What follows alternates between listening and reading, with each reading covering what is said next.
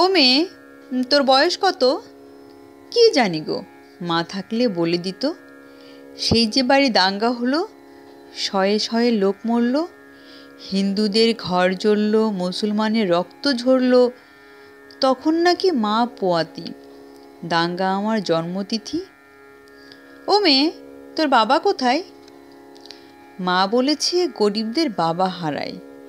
কেউ তো বলে বাপটা আমার হারামি ছিল, মায়ের জীবন নষ্ট করে অন্য গায়ে ঘর বাঁধল। মা বলতো শিবের দয়ায় তোকে পেলাম, শিবকেই তাই বাপ ডাকলাম। ও মেয়ে, তোর প্রেমিক আছে? ছেলেরা ঘরে ধারে কাছে। প্রেমিক কি গো?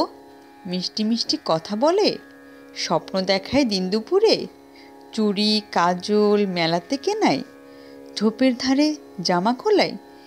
এসব নন্দকাকা করেছে দুবার, প্রেমিক ওকেই বলবো এবার। ও মেয়ে, তোর পদবী কি?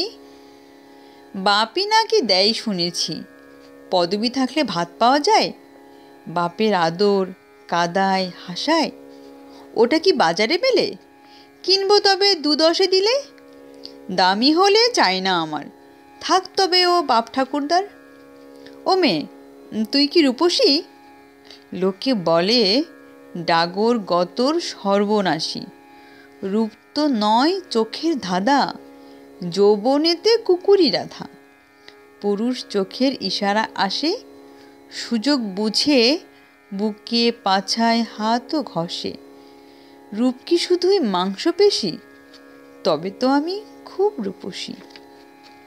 ও মেয়ে, তোর ধর্ম কী রে? মেয়ে মানুষের ধর্ম কি গো? সব কিছু তো শরীর খেয়ে। সালমা বলে ধর্মই সমাজ বানায়।